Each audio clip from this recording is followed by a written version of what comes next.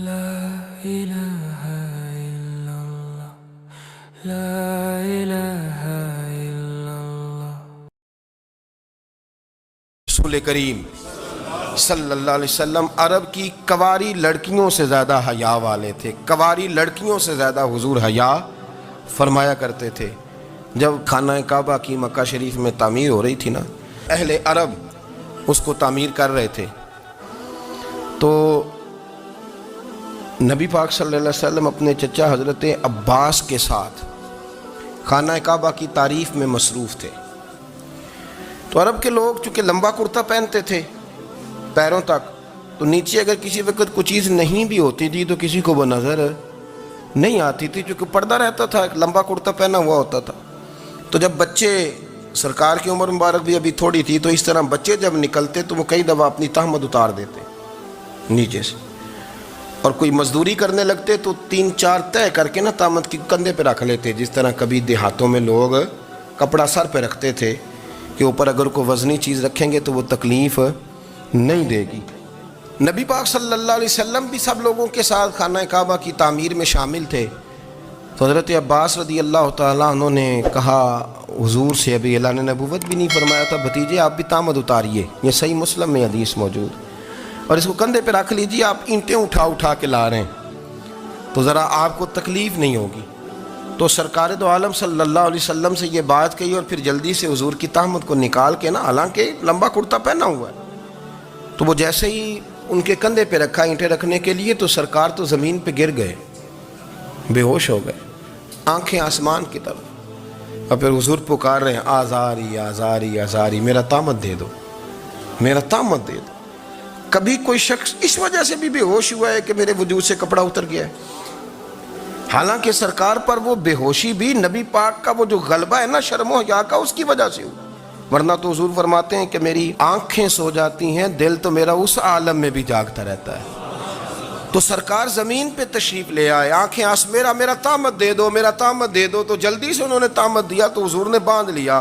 پھر طبیعت مبارک میں تسلی ہوئی، یعنی ہم اس رسول کے غلام ہیں کہ جن کے تو وجود سے کپڑا اتر جائے تو حضور برداشت نہیں کرتے، قبول نہیں فرماتے، تکلیف شروع ہو جاتی۔ لیکن یہاں نوجوان ہیں اور بڑا قد کاٹ ہے اور بڑے بڑے سمجھدار لوگ ہیں، گرمی آتی ہیں تو شارٹ کپڑے پہن کے گھومتے ہیں، ان کو خیال نہیں کہ یہ وہ والا لباس ہے جو باہر تو کیا گھر میں اماں کے سامنے نہیں پہننا چاہیے، بہنوں اور بیٹیوں کے سامنے نہیں پہننا چاہیے۔ آپ کی گفتگو میں شرم و حیا ہو، آپ کے لب و لہجے کے اندر حسن ہو۔ آپ کو پتہ ہے نبی پاک صلی اللہ علیہ وسلم نے فرمایا میری امت میں سب سے زیادہ حیا کرنے والے عثمان غنی ہیں، عثمان غنی سب سے زیادہ حیا کرنے والے۔ آپ فرمایا کرتے تھے جب سے حضور کا چہرہ دیکھا ہے میں نے کبھی اپنی شرمگاہ بھی نہیں دیکھی، میں نے آنکھوں کا وضو نہیں توڑا، اور جب سے حضور کے دست مبارک میں نے بیعت کے لیے سیدھا ہاتھ بڑھایا تو پھر سیدھا ہاتھ میں نے کبھی گندگی کو نہیں لگایا۔ حیات، آپ باتھ روم کے اندر بھی غسل فرماتے تھے تو کپڑوں سمیت کرتے تھے۔ کسی نے کہا حضرت جی واش روم کے اندر کیوں نہیں کپڑے اتارتے؟ آپ فرمانے لگے باہر بندوں سے حیا کرتا ہوں، اندر جاتا ہوں تو رب سے حیا آنی شروع ہو جاتی، وہ تو دیکھ رہا ہے نا۔ تو میں جو بات آپ کی خدمت میں عرض کرنا چاہتا ہوں اس کو آپ سمجھیے گا میرے عزیز، کہ شرم والا مزاج، گفتگو بھی شرم والی، آنکھیں بھی شرم والی، لباس بھی شرم والا، دوستی یاری بھی شرم والی، بہت ساری ایسی باتیں۔ دیکھیں نا آپ ذرا، میں نے کہا کہ باتوں کو سن کے گزر نہ جایا کریں، اس کی گہرائی پر غور کریں۔ اور نبی رحمت علیہ السلام کی پہلی بات نہیں بیویوں کی آنکھوں میں آنسو پیدا کر دیے۔ حضور فرمانے لگے سنو، جب کوئی عورت بچہ پیدا کر لیتی ہے تو رب اسے اتنا ہی درجہ دیتا ہے جتنا ایک شہید کو درجہ عطا کرتا ہے، اور فرمایا جب وہ عورت اس کا بچہ آ جاتا ہے، اب وہ رات کو روتا ہے، وہ اٹھتا ہے، پخانہ اور پیشاب کرتا ہے، اپنے وجود کو آلودہ کر لیتا ہے، تو نبی پاک صلی اللہ علیہ وسلم فرمانے لگے وہ عورت یہ فکر نہ کرے کہ وہ دیکھو مرد تو آرام سے سویا ہوا ہے اور میں اٹھ کے بچے کو صاف کر رہی ہوں، پخانہ پیشاب دھو رہی ہوں۔ میرے محبوب نے ہر مرتبہ فکر کو، حضور نے زندگی کے ہر شعبے سے تعلق رکھنے والے آدمی کو عزت دی۔ فرمایا بیبیو جب تم رات کو اٹھ کے اپنے بچے کی خدمت کرتی ہو، دودھ ڈال کے دیتی ہو، پخانہ اور پیشاب صاف کرتی ہو، تو فرمایا رب تمہیں اتنا ہی اجر دیتا ہے جو اتنا ساری رات مصلی پہ کھڑے رہنے والے عبادت گزار کو اجر عطا فرماتا ہے، اتنا اللہ تمہیں اجر دیتا ہے۔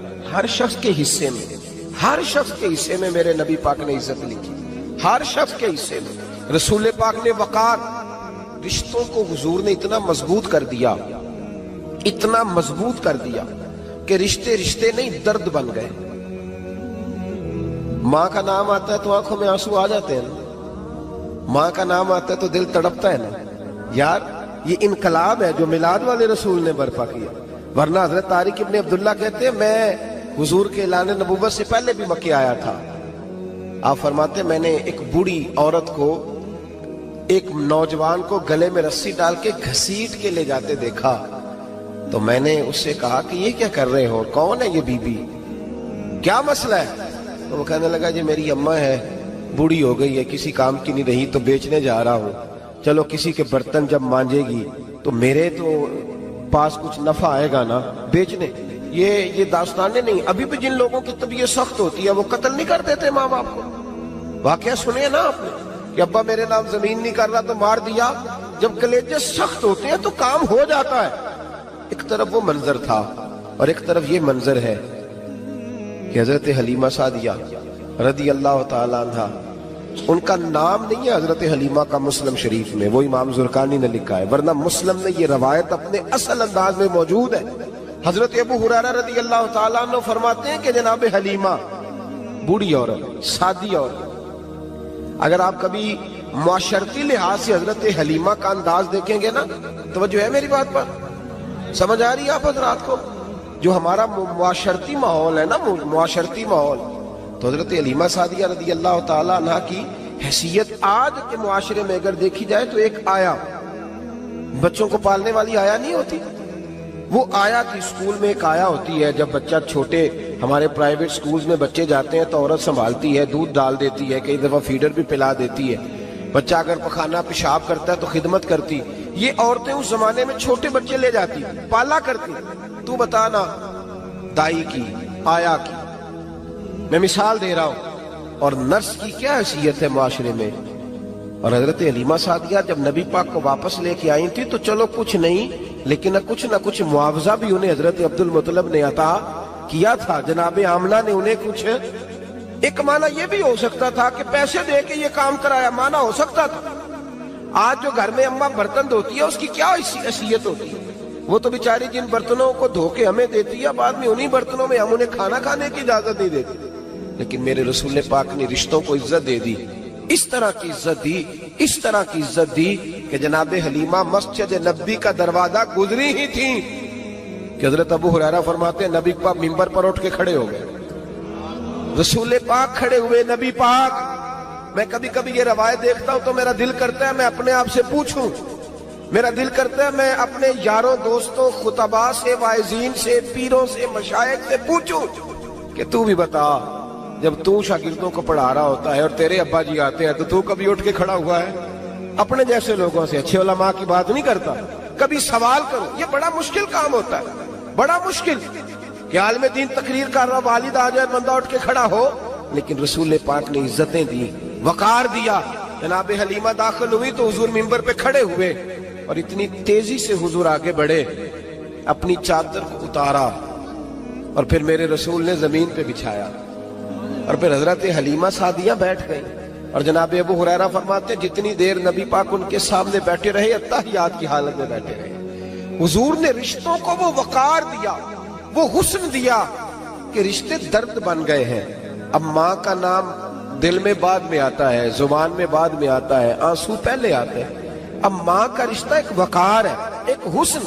الحاوی للفتاوی میں امام جلال الدین سیوطی رحمت اللہ لکھا ہے، فتح مکہ کے بعد نا کمال ہو گیا، وَرَأَيْتَ النَّاسَ يَدْخُلُونَ فِي دِينِ اللَّهِ أَفْوَاجًا، فوجوں کی فوجیں دین میں آ گئی۔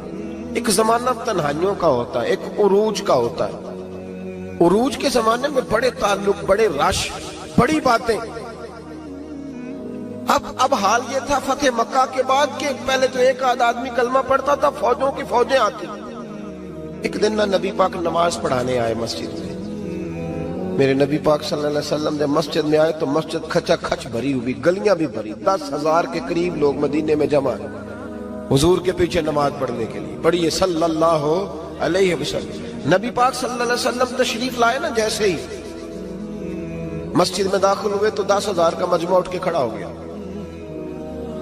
ہمارے لیے لوگ کھڑے ہوتے ہیں تو ہماری آنکھیں پرنم نہیں ہوتی، بلکہ ہم اپنا حق سمجھتے ہیں، ہم کہتے ہیں ان کا بنتا ہے کھڑے ہونا۔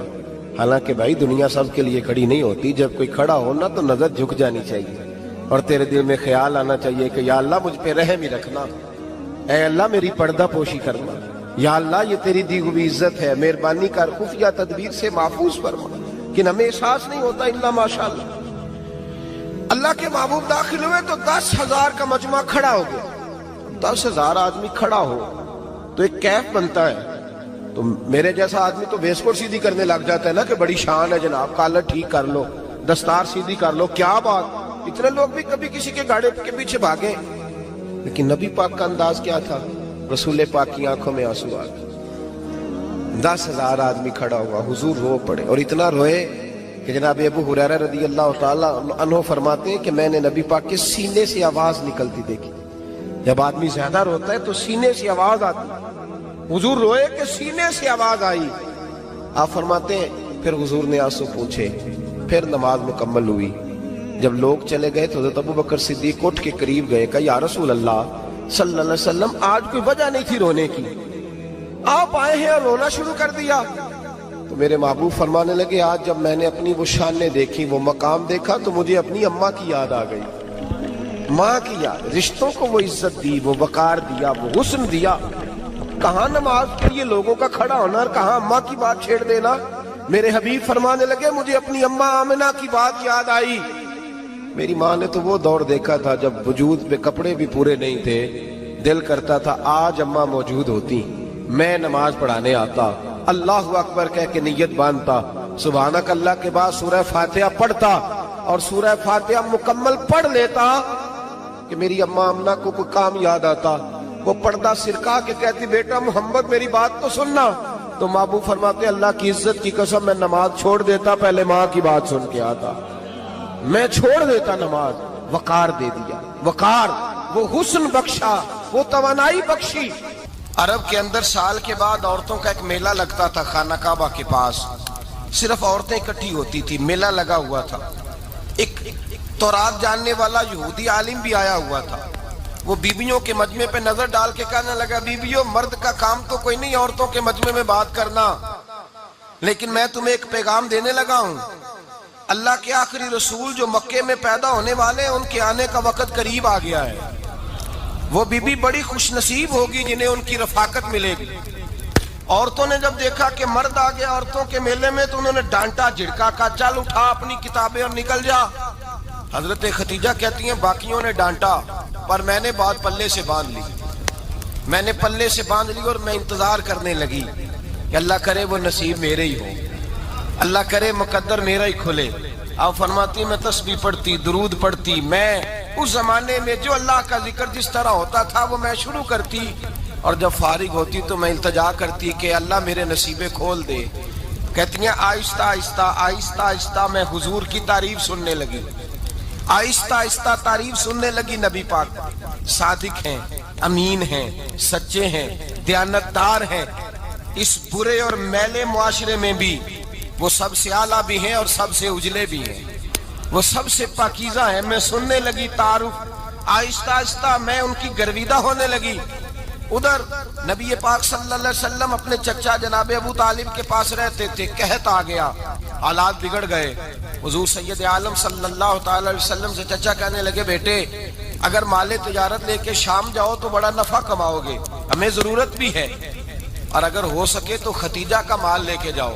نبی پاک نے کہا چچا میں نہیں کہوں گا کسی سے جا کے، میں نہیں کہتا کسی سے جا کے، جو میرے نصیب میں ہوگا میرا رب خود عطا فرمائے گا، میں نہیں کہوں گا۔ مصطفیٰ نے تو نہیں کہا۔ حضرت ختیجہ رضی اللہ تعالیٰ عنہ کہتی ہے میں نے خود اپنی خادمہ کو بھیجا، میں نے کہا جا کے پوچھو تو صحیح کہ میرا مال قبول ہوتا بھی ہے کہ نہیں، پوچھو۔ نبی پاک صلی اللہ علیہ وسلم سے پوچھا، حضرت ختیجہ کی خواہش ہے کہ آپ مال لے کے جائیں، حضور نے قبول کر لیا۔ جناب خدیجہ الکبریٰ رضی اللہ تعالیٰ عنہ کے غلام تھے، میسرہ ان کا نام تھا۔ جناب خدیجہ نے ان کو ساتھ بھیجا، فرمایا تین باتیں ارشاد فرمائی۔ ایک تو فرمایا سارا رستہ غور سے دیکھنا میرے نبی کے ساتھ کیا معاملات درپیش ہوتے ہیں۔ ابھی اعلان نبوت نہیں کیا، فرمایا ذرا غور کرنا، میرے مصطفیٰ کا مطالعہ کرنا اور مجھے واپس آ کے سبق سنانا۔ وہ جو تم نے چہرہ بددعا کی تلاوت کی ہو، ذرا مجھے واپس آ کے سنانا۔ جنہاں نے دل پر جانی ڈٹھا ہو اکھیاں ہی تک لئیاں، تو ملے ہوں تے ساجن ملیا ہوں ناساں لگ پئیاں، ذرا جا کے نا تلاوت کرنا اور مجھے دکھ۔ اور دوسرا فرمایا تم میرے غلام ہو تو مصطفیٰ کے بھی غلام بن کے رہنا۔ میں سنتی ہوں کہ کردار کے، افکار کے، نظریات کے، عظمت کے بلند و بالا، وہ جیسے کہیں ویسے کرنا۔ اور تیسری حضرت خدیجہ نے نصیحت فرمائی، فرمایا محمد ابن عبداللہ صلی اللہ علیہ وسلم کی رائے سے اختلاف نہ کرنا۔ یہ چلتے ہوئے معاہدہ کیا، جو وہ کہہ دے سو کر جانا۔ غلام کہتے ہیں میں ساتھ گیا، باتیں میں نے سن لی، لیکن جب سفر شروع ہوا نا، ابھی چند منزلیں طے ہوئی تھی، میں نے کہا خدیجہ آپ نے کیا نصیحت کرنی تھی، ان کے ساتھ جو رہے گا وہ ان کا غلام ہی بن جائے گا، ان کے ساتھ جو رہے گا۔ تو اجے میرا محبوب نہیں ڈٹھا جن ویکھ کے چن شرماوے، جے رکھے ہاتھ پھلاں وچ ہاتھ نال پھلاں رل جاوے، ادھی راتی چن چڑھ جاندے جدوں جلوہ فرماوے۔ فرمایا جو بھی ساتھ رہتا غلام ہو جاتا۔ میسرہ کہتے میں گیا، تجارت شروع ہوئی۔ کہتے ہیں نبی پاک صلی اللہ علیہ وسلم جب منڈی میں پہنچے تو لوگ قسمیں اٹھا اٹھا کے مال بیچ رہے تھے۔ اللہ کے محبوب جب گئے نا تجارت کرنے تو ایک آدمی کہنے لگا چلو معاذ اللہ بتوں کے نام تھے لات و منات، کہنے لگا لات کی، عزا کی، منات کی قسم اٹھاؤ۔ تو نبی پاک فرمانے لگے ان کی قسم اٹھاؤں جن کا میں نام لینا بھی پسند نہیں کرتا۔ ابھی اعلان نبوت نہیں کیا، اور فرمایا ویسے بھی میں قسم دے کے مال نہیں بیچتا، خریدنا ہے تو خریدو، نہیں خریدنا تو نہ خریدو۔ کہتے ہیں لوگ قسمیں اٹھا اٹھا کے پیچھے جاتے تھے، پر میرے نبی جس سے رخ پھیرتے تھے وہ نبی پاک کے پیچھے ہو جاتا تھا۔ ماتے کئی گنا زیادہ نفع کمایا۔ ہم رستے میں تھے، حضور ایک درخت کے نیچے آرام کرنے لگے، ایک عیسائی راہب غار میں بیٹھا تھا، نکل کے آ گیا، مجھ سے کہنے لگا مجھے وہ جانتا تھا۔ میں سرا یہ کس کو ساتھ لائے، یہ کون ہے؟ میں نے کہا اہل قریش کے ایک معزز آدمی ہے۔ کہنے لگے یار جس درخت کے نیچے یہ لیٹے ہوئے ہیں یہاں عام آدمی نہیں لیٹ سکتا، یہاں وہی لیٹے گا جو اللہ کا سچا رسول ہوگا، یہاں دوسرا کوئی لیٹ ہی نہیں سکا، یہ رسول ہے، ان کا خیال رکھنا، خیال رکھنا۔ کاش میں اس وقت تک زندہ رہوں جب یہ نبوت کا اعلان کریں۔ میسرہ کہتے ہیں میں غلام ہو گیا، نبی پاک صلی اللہ علیہ وسلم کی ادائیں مجھے بھانے لگی۔ جب واپسی پہ نکلے تو گرمی بڑی شدید تھی۔ فرماتے ہیں جب دھوپ تیز ہوتی تو بادل کا سایہ آ کے حضور پہ سایہ کر دیتا، بادل کا ٹکڑا نبی پاک پہ۔ اللہ جانے کہاں بیٹھ کے لوگوں نے کتابیں پڑھی ہیں جو کہتے ہیں 40 سال کے بعد نبی بنے تھے، پتہ نہیں کہاں بیٹھ کے کتابیں پڑھی ہیں۔ ہم نے تو جو سیرت پڑھی ہے وہ بتاتی ہے کہ تیری حیات پاک کا ہر لمحہ پیغمبر لگے، ہر لمحہ پیغمبر لگے۔ یہاں تو وہ لوگ جو کئی سال پہلے 20 اور 25 سال پہلے حضور سید عالم صلی اللہ علیہ وسلم کی رفاقت میں رہے، وہ اعلان کر رہے، لوگ پتہ نہیں کہاں بیٹھ کے کتابیں پڑھتے ہیں، کہاں بیٹھ کے۔ میرے نبی پاک سے صحابہ نے پوچھا حضور آپ کب نبی تھے؟ فرمایا ابھی آدم کی مٹی گوندی جا رہی تھی، ابھی آدم کی مٹی گوندی جا رہی تھی، میں تب بھی اللہ کا رسول تھا۔ میرے بھائی نبی رحمت سید عالم صلی اللہ علیہ وسلم کے غلام حضرت خدیجہ کے غلام کہتے واپس آیا، اور پہلے بھی کئی دفعہ حضرت خدیجہ کا مال گیا تھا، بڑے نفع آئے تھے، پر جو نفع اس سال آیا وہ پہلے کبھی نہیں آیا تھا۔ کہتے ہیں مجھ سے حضرت خدیجہ کی سہیلی بھی بیٹھی تھی، میں بھی آ گیا، اور جناب خدیجہ کی سہیلی کہنے لگی چل مال کے بارے میں کچھ بتا، کتنا بکا؟ میں نے کہا مال چھوڑو، مصطفیٰ کی سنو۔ اور پھر کہتی چلو ٹھیک ہے، بادل سایہ کرتا تھا، چلو ٹھیک ہے، تم سے راہب نے پوچھا تھا یہ صحیح ہے، انہوں نے تیری سارے رستے بڑی خدمت کی، تیرا بڑا خیال رکھا، پر یہ بھی بتا تجارت کیسے ہوئی؟ تو میں سرا کہنے لگا زندگی میں نے بھی ساری گزار دی ہے، پر اس رسول کے ساتھ 4 دن ہی گزارے ہیں، حد ہو گئی مجھ سے، اور کچھ نہ پوچھو، اور کچھ نہ پوچھو، آ میرے دل آمنہ کے لال کی باتیں کریں، اور کچھ نہ پوچھو، بس ذکر ان کا چھیڑیے ہر بات پر، اور چھیڑنا شیطان کا عادت کیجئے، بس مجھے حضور کے تذکرے بیان کرنے ہیں، ذکر مصطفیٰ کرنا ہے۔ حضرت خدیجہ الکبریٰ بڑی متاثر ہوئی، کہتی ہیں مجھے درجنوں لوگوں نے پیغام نکاح دیا تھا، پر میں نے سنی نہیں تھی. میں نے نفیسہ کے ہاتھ پیغام بھیجا. میں نے کہا میری عمر 40 سال ہے, ان کی 25 سال ہے, اور میرا اعمال اور طرح کا ہے. وہ شہنشاہ ہیں, جا کے پوچھو تو صحیح, بھلا میں قبول ہوتی ہوں؟ پوچھو. نفیسہ کہتی ہیں میں آئی تو وہ خاتون جن کے لیے لوگ بڑے بڑے قریش پیغام دیتے تھے, پیغام لے کے آئی. تو رسول پاک نے عجیب رنگ بیان کیا اپنی سیرت کا. جب میں پہنچی میں نے کہا ختیجہ نکاح کرنا چاہتی ہیں؟ نفیسہ کہتی ہے میرا خیال تھا کہ کوئی اور ہوتا تو کرسی سے اٹھ کھڑا ہوگا, فوراً کہے گا اچھا جلدی کرو بات کرو. جب میں نے آ کے کہا نا حضور ختیجہ نکاح کرنا چاہتی ہے, تو نبی پاک نے میری طرف دیکھا, فرمایا وہ کہتی ہیں کہ تم کہتی ہو؟ کہا وہ کہتی ہیں. تو حضور نے فرمایا ٹھہر جاؤ, میں اپنے چچا سے پوچھ کے بتاؤں گا, میں مشورہ کروں گا, میں پوچھ کے بتاؤں گا. آج بچوں کو کچھ سبق بڑے یاد ہیں. کہتے ہیں پسند کی شادی کرنا حضرت صاحب ناجائز ہے, پسند کی شادی کرنا کو ناجائز ہے. اور میں نے کہا بھائی صرف ایک ہی جائز چیز رہ گئی, اور کوئی شے جائز نہیں. یہ ایک ہی جائز چیز ہے جس کا فتویٰ سارے نوجوان پوچھتے پھرتے ہیں, سارے رانجے بنے پھرتے ہیں, مجنوں بنے پھرتے ہیں, سارے مئی وال ہو گئے. اللہ پاک کو ہدایت کی توفیق عطا فرمائے. سارے اس بری لت کا شکار ہو گئے. او بھائی نبی پاک سوائے خدا کے کسی کے پابند نہیں, لیکن میرے مصطفیٰ نے اپنی امت کو یہ درس دیا ہے کہ جو بڑوں کے شفقت کے سائے میں چلتا ہے اللہ اس کی مدد فرمایا کرتا ہے. تجھے کیا پتا تیرا اچھا بھلا کس بات میں؟ کہا نکاح کرنا چاہتی ہوں. فرمایا چچا سے پوچھ کے بتاؤں گا. ختیجہ رضی اللہ تعالیٰ عنہ کہتی ہیں انہوں نے پوچھا. جناب ابو طالب کہنے لگے یہ تو خوش قسمتی ہے کہ ہمیں ایسی بہو مل جائے جس کے کردار میں, افکار میں, نظریات میں اتنی نفاست. مصطفیٰ کریم کے ساتھ نکاح ہوا, قربان جائیں. حضرت خدیجہ الکبریٰ کی شادی ہوئی تو بھائی بڑا مشکل ہوتا ہے, بڑا مشکل ہوتا ہے اپنے آپ کو ڈھالنا. لیکن جناب خدیجہ کی زندگی اٹھا کے دیکھو, میں یہ نہیں کہہ سکتا وہ کروڑ پتی تھی, ارب خرب کی میں بات ہی نہیں کر سکتا. اور 20 نوکرانیاں تھیں ان کے پاس, درجنوں ان کے پاس غلام تھے. لیکن جب رسول اللہ کے دروازہ نور پہ آئی ہیں, انہوں نے میرے نبی کے گھر میں جھاڑو بھی دیا ہے, انہوں نے حضور کے کپڑے بھی دھوئے ہیں, انہوں نے رسول اللہ کے لیے اپنے ہاتھوں سے کھانا بنایا. انہوں نے دیکھا کہ نبی پاک صلی اللہ علیہ وسلم کو دولتوں سے, تجارتوں سے, سرمایے سے پیار نہیں. جتنی دولت تھی شام کو لا کے قدموں میں رکھ دی. کہا محبوبہ جب میں تیری ہوں تو میری ہر شے ہی آپ کی ہے. چند دنوں میں حضور نے ساری چیزیں دے دی اللہ کے رستے میں, ہر چیز نبی پاک نے دے دی. حضرت خدیجہ الکبریٰ کا حال یہ تھا کہ ایک جوڑا رہ گیا, کئی جگہ سے پیوند لگے ہوئے, میں گڈی ہاتھ ڈور سجن دے او جنج رکھے اونج رہنا, واجب نہیں جے وچ شریعت مندہ قسم نو کہنا. بس ٹھیک ہے, جس حال میں محبوب راضی ہیں. کہا ہر چیز قدموں میں رکھ دی اور حضور کے ہر رشتے کا خیال کیا, نبی پاک کی ہر خواہش کا. عورتیں بالخصوص میری بات پہ توجہ کریں جو عرض کرنے لگا ہوں. آگ لگی ہوئی ہے گھروں میں, فساد ہے, لڑائی ہے, جھگڑا ہے, دنگا ہے. یہ تیرا رشتہ دار وہ میرا رشتہ دار. جب تیرے آتے ہیں تو روٹیاں جلدی پکتی ہیں, جب میرے آتے ہیں تو بیماریاں بڑی ہوتی ہیں. تیرے میرے کا جھگڑا. آؤ میرے مصطفیٰ کریم سید عالم کا بھی حال دیکھو. حضرت حلیمہ سعدیہ ملنے آئی, شادی کو کچھ دن گزرے تو حلیمہ سعدیہ ملنے آئی. حضرت حلیمہ سعدیہ سگی اماں نہیں, رضائی اماں ہے. یہاں تو سگی اماں برداشت نہیں ہوتی, سگی اماں.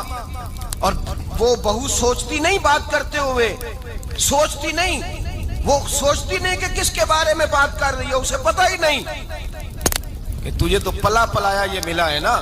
کبھی اس کی اماں سے پوچھ اس نے کتنی تکلیفیں برداشت کی, اس سے پوچھ کس دقت میں, کس آزمائش میں اس بچے کو پروان چڑھایا ہے. تو آج مالک بنی ہے تو رنگ ہی بدل گئی ہے. اور بچہ بھی بیوی کے ساتھ مل کر کے اماں کی غیبت کرتا ہے, سوچتا ہی نہیں کہ بات کس کی ہو رہی ہے, اسے خیال ہی نہیں آتا. حضرت حلیمہ سعدیہ رضائی ماں ہیں. جب تشریف لائیں تو مصطفیٰ کریم نے فرمایا خدیجہ یہ میری اماں ہے. جناب حلیمہ سعدیہ کہتی ہیں میں گھر میں رہی, میری خدمت کی, مجھے کھانا پکا کے دیا, بستر بچھا کے دیا, کپڑے لے کے دیے. اور جب میں جانے لگی تو کہنے لگی آپ میرے مصطفیٰ کی اماں ہیں, پہلی دفعہ آئی ہیں, تھوڑا سا تحفہ نہ دے دوں. میں نے کہا جیسے مرضی ہو۔ حضرت حلیمہ کہنے لگی تو جناب حلیمہ سعدیہ کو 40 بکریاں اور 1 اونٹ تحفے میں عطا فرمایا۔ اور یہ جو بی بی آ کے مالی بنی ہے نا آج، جس درخت کی چھاؤں میں تو بیٹھی ہوئی ہے نا، اگر تو سمجھے تو اصل احسان اس ماں کا ہے جس نے یہ پروان چڑھا کے تجھے دیا ہے۔ اصل نیکی اس اماں کی ہے جس نے تیرے سر پہ یہ سرتاج رکھا ہے، اور تو اس ماں کو ہی بھول گئی ہے۔ اور شکوہ بہو سے نہیں، شکوہ اس بیٹے سے ہے، بیٹے سے ہے جو علیحدہ بھی ہونے لگا تھا تو اماں سے علیحدہ ہو گیا ہے، جس نے سوچا ہی نہیں کہ ماں کے ہاتھ اٹھ جائیں تو عرش کا مالک کہتا ہے فرشتوں سے کہ پیچھے ہٹ جاؤ، ماں اور باپ اولاد کے لیے جو مانگے گے میں فوراً عطا کروں گا، تجھے پتہ ہی نہیں۔ اور ادھر رسول پاک کا کیا حال ہے، کہتے ہیں وہ تیرے رشتہ دار ہیں، تیرے بہن بھائی ہیں، تو جا، میں تجھے دروازے پہ چھوڑ آؤں گا، تو مل ان سے، میں نہیں ملتا، میں صاحب ہوتا ہوں، میرا ان سے کیا لینا دینا۔ حضرت خدیجہ کے بھائی نہیں تھے، نبی پاک صلی اللہ علیہ وسلم کے سسر حیات نہیں تھے، 2 بیٹے تھے حضرت خدیجہ کے، اور وہ دونوں بیٹے پچھلے خامن سے تھے۔ ذرا عقل کی کسوٹی پر تولیے گا کہ کسی بی بی کے بیٹے ہوں اور پچھلے خامن سے ہوں، اس آدمی کا رویہ کس طرح کا ہوتا ہے۔ لیکن میرے رسول پاک کا رویہ اس طرح کا تھا۔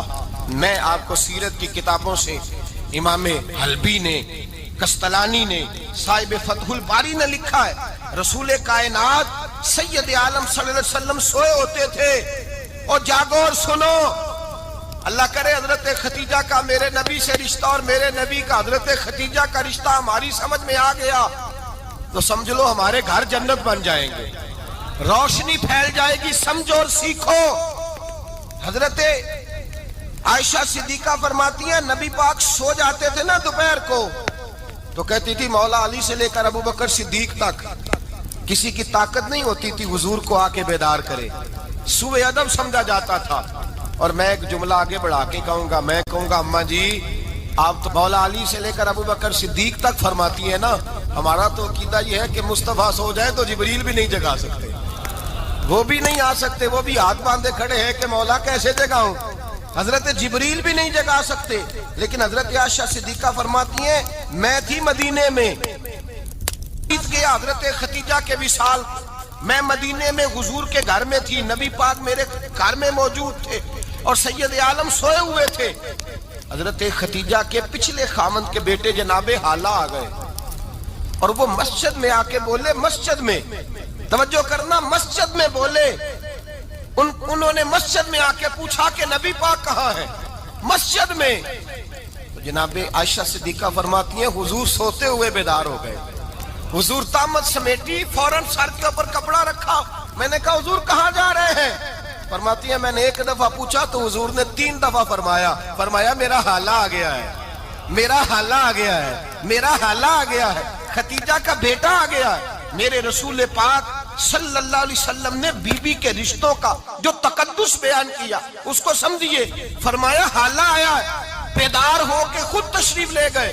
اور یہ تو حالہ تھے نا، بڑے بیٹے حضرت خدیجہ کے سب سے، ان کا نام ہند تھا، اور حضرت ہند سے کوئی بندہ تعارف پوچھتا نا، نبی پاک کا جو حلیہ ملتا ہے نا کتابوں میں، سیرت کی کتابوں میں، حضور کا مکھڑا کیسا تھا، مکھ چند بدر شاشانی ہے، متھے چمک دی لاٹ نورانی ہے، کالی زلف تیاک مستانی ہے، مخمور اکھی ہیں مد بریاں۔ یہ جو حضور کا حلیہ ملتا ہے نا، یہ حضرت ہند کا بیان کیا ہوا ہے۔ وہ بیان کیا کرتے تھے کہ نبی پاک کی آنکھیں کیسی تھی، حضور کے جلوے کیسے تھے، وہ بیان حضرت خدیجہ کے بیٹے ہیں۔ کوئی ان سے پوچھتا کہ بڑے راضی رہتے ہو ہند، بڑے راضی رہتے ہو، تو حضرت ہند کیسے راضی کیسے نہ رہوں، راضی کیسے نہ رہوں، میرے بھائی کا نام علی المرتضیٰ ہے، بہن کا نام فاطمہ الزہرا ہے، ماں کا نام خدیجہ الکبریٰ ہے اور باپ کا نام محمد مصطفیٰ ہے، میں راضی کیسے نہ رہوں۔ حضرت خدیجہ الکبریٰ کے رشتوں کے ساتھ رسول اللہ کا پیار، ان کے رشتے۔ کنز المال میں حضرت عائشہ صدیقہ کی حدیث ہے، جناب عائشہ فرماتی ہیں دوپہر کو حضور آرام کرتے تو کوئی آیا نہیں کرتا تھا۔ ایک دن ایک بوڑھی آ گئی دروازے پہ، اس نے چھڑی پکڑی ہوئی، کہتے وہ اندر آئی تو نبی پاک بڑی تیزی کے ساتھ اٹھے، حضور سید عالم نے قریب بٹھایا، دیر تک حضور باتیں کرتے رہے، دیر تک گفتگو ہوتی رہی۔ فرماتے ہیں حضور نے اسے کوئی اضافی وقت دیا، عام صحابہ اس وقت آتے نہیں تھے، حضور کے آرام کا وقت تھا، اضافی وقت دیا نبی پاک نے۔ اور فرماتے ہیں جب وہ جانے لگی تو نبی پاک نے تحفے بھی عطا فرمائے، اور پھر ایک غلام سے، حضرت بلال سے یا کسی غلام سے فرمایا کہ ساتھ جاؤ اور گھر چھوڑ کر کے آؤ۔ نبی پاک صلی اللہ علیہ وسلم نے اعزاز دیا۔ حضرت عائشہ صدیقہ فرماتی ہیں دیر تک ملاقات بھی، تحفے بھی، انفرادی ملاقات۔ بعد میں نبی پاک صلی اللہ علیہ وسلم لیٹ گئے۔ میرے دل کے اندر خیال آیا کہ حضور جائیں گے اور جب رات کو واپس آئیں گے تو پھر میں پوچھوں گی کہ حضور یہ بی بی کون ہے، حضور اب آرام کر رہے ہیں۔ فرماتی ہیں میرا خیال تھا کہ یہ سوال شام تک میرے ذہن میں رہے گا کہ یہ کون ہے، آپ نے بڑا اعزاز دیا، دروازے تک چھوڑنے گئے۔ حضرت عائشہ صدیقہ فرماتی ہیں میں سوچ رہی تھی آرام کر رہے ہیں، اور میں نے جیسے ہی نگاہ ڈالی تو حضور تو گہری سوچ میں گم ہے، نبی پاک سوچوں میں گم ہے اور بے آنکھیں کھلی ہوئی۔ فرماتی ہے میں قریب جا کے بیٹھی، قدموں پہ ہاتھ رکھا، میں نے کہا محبوبہ یہ بی بی کون تھی؟ اتنی دیر آپ نے ملاقات کی اور وہ چلی گئی ہے تو ابھی خیالات ہیں، تصورات ہیں۔ فرماتی ہے میں نے پوچھا تو مصطفیٰ کی آنکھوں میں آنسو آ گئے، نبی پاک رو دیے، اٹھ کے بیٹھ گئے۔ میں نے کہا حضور کیا ہوا؟ میں نے تو آپ کو پریشان کر دیا، میں معذرت چاہتی ہوں۔ حضور نے فرمایا عائشہ ایسی کوئی بات نہیں، اس بی بی کے بارے میں پوچھتی ہو جسے میں نے زیادہ عزت دی ہے، زیادہ پیار کیا ہے، ذرا زیادہ اس کے ساتھ میں نے توجہ کی ہے۔ ہاں یا رسول اللہ میں نے انفرادی رنگ دیکھا ہے، روٹین سے بڑھ کر آپ نے محبت فرمائی۔ تو میرے مصطفیٰ نے فرمایا یہ جو عورت آئی تھی نا، جو میرے پاس بیٹھی رہی ہے، یہ میری زوجہ جناب ختیجہ کی سہیلی ہے، یہ حضرت ختیجہ کی سہیلی ہے، جناب ختیجہ کی سہیلی۔ فرمایا یہ مکے میں ختیجہ سے ملنے آیا کرتی تھی، ختیجہ اسے وقت دیتی تھی، پاس بٹھاتی تھی، کھانا کھلاتی تھی، دکھ سکھ سنتی تھی، اور تھوڑی غریب ہے، جب یہ جاتی تھی تو ختیجہ تحفے بھی دیتی تھی۔ فرمایا آج جب یہ آئی ہے تو ختیجہ کی یادیں تازہ ہو گئی، دیر تک میں نے اس سے بات کی ہے، گفتگو کی، جاتے دفعہ تحفہ دیا ہے، اس لیے کہ حسن العہد من الایمان، اچھے طریقے سے وعدہ نبھانا یہ بھی ایمان کا حصہ ہے، اچھے طریقے سے عہد نبھانا، تعلقات نبھانا یہ بھی ایمان کا حصہ ہے۔ حضرت ختیجہ کی سہیلیوں سے رسول اللہ صلی اللہ علیہ وسلم کا رشتہ، پہلی وحی نازل ہوئی نبی پاک پر۔ اب حضور جب ابتدائے وحی کے ایام آئے تو حضرت ختیجہ فرماتی ہیں رسول پاک غار حرا میں چلے جاتے، کئی کے دن وہاں رہتے، پہلی وحی آئی تو قرآن مجید کی تاثیر یہ ہے کہ لو انزلنا ھذا القرآن علی جبل لرأیتہ خاشعا متصدعا من خشیۃ اللہ، فرمایا اگر میں پہاڑوں پہ نازل کروں قرآن کو تو وہ بھی میرے خوف سے ریزہ ریزہ ہو جائے، اتنی تاثیر ہے۔ جب حضور کے قلب اطہر پر آیا تو نبی پاک کامتے ہوئے گھر آئے، زملونی زملونی، مجھے چادر اڑاؤ چادر اڑاؤ۔ حضرت ختیجہ نے چادر دی، بیٹھ گئے، کہا ختیجہ آج کوئی آنے والا آیا ہے، ایک اور بسم ربک الذی خلق، یہ آیات اس نے مجھے دی ہیں اور میں بڑے خوف کے عالم میں ہوں۔